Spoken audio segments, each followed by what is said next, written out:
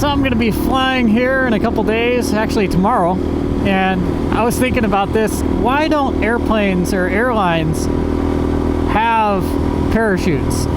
Just having parachutes would pretty much make you the #1 airline, I think. I think that everybody would just automatically go to that airline. Even if they're totally ineffective and everybody still died in every single plane crash. I think enough people are scared and would think that that parachute would be a good form of security. Because when I think of it, I'm like, why not? Why don't they just have, like, if they had engine failure way up there, why not just have a door that can come off and then everybody just jump out? Seems logical to me. It's probably not. Somebody out there knows why, so leave a comment below. A motorcycle is whatever you want to make it. Turn it on, you can give yourself a real thrill.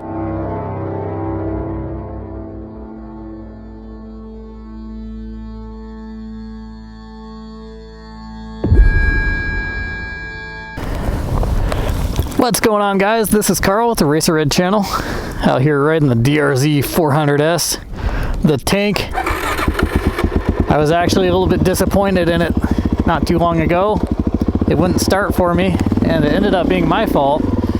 I left it on prime, and everything got filled with gasoline. So it still started and ran for a little bit, but then died, and it sounded really strained.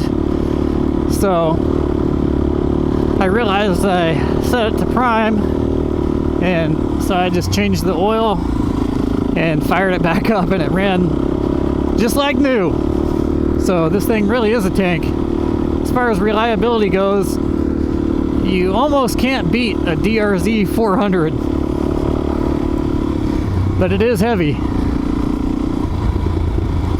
Suzuki as a brand has really been strained as far as the dirt bike world goes recently. And I don't think it's the first time. Back in 04 and 05, you could get a green Suzuki because they merged with Kawasaki. I didn't mispronounce that. It's Kawasaki. Suzuki, I don't think they were getting a very good deal out of that, so that ended within a couple years. Luckily, I really think that Suzuki lost a lot of its quality control during that time. But here we are again, and Suzuki has dropped its racing team, so they don't have a supercross team. I don't know if they'll have a motocross team either. And I'm sure their street bike industry is still alive and well, but I really do think it has something to do with the industry in general, because our economy has been booming for a long time now, and usually the motorsports industry is directly connected to that.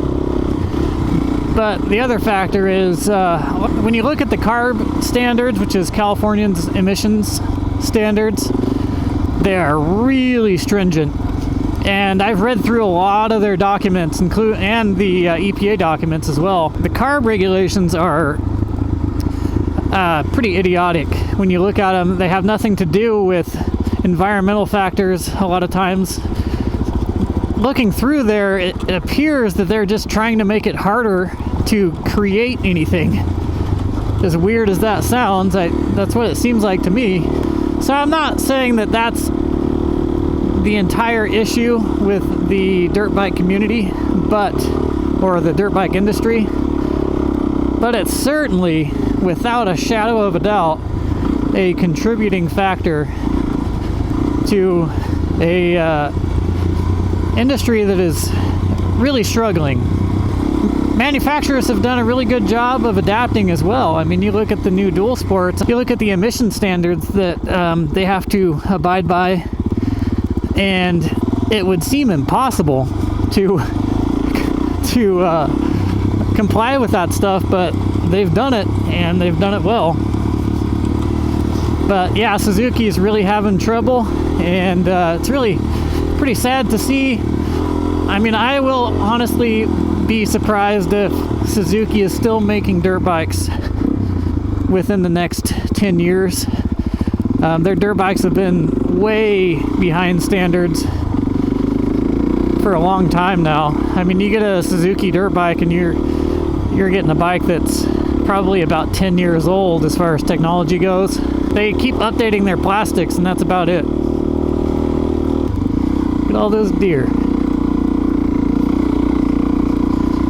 There's a big old buck in that group right there. The strange thing is that KTM has become a force that can't be stopped, unlike this thing flaming out.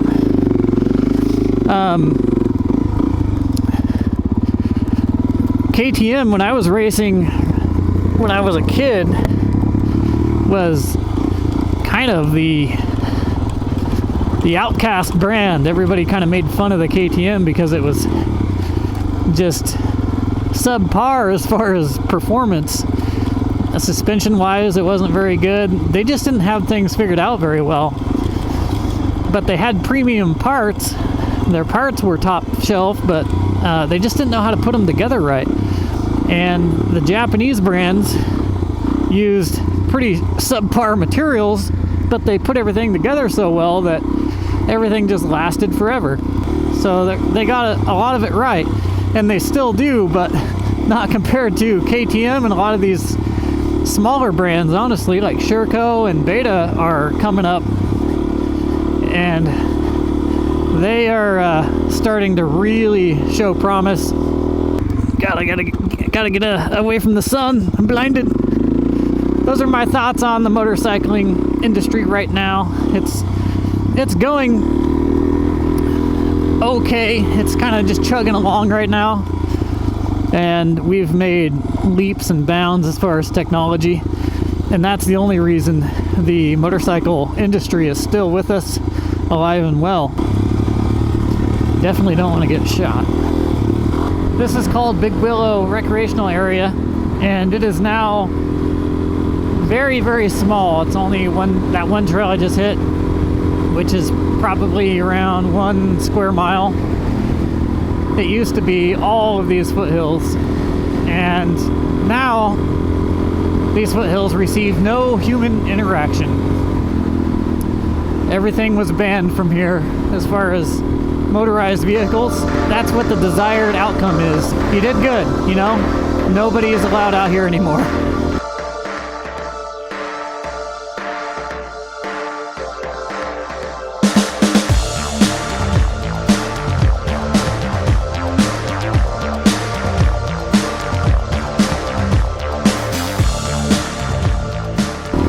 I was researching why my beloved 7.3 liter turbo diesel is no longer these days. And would you believe it?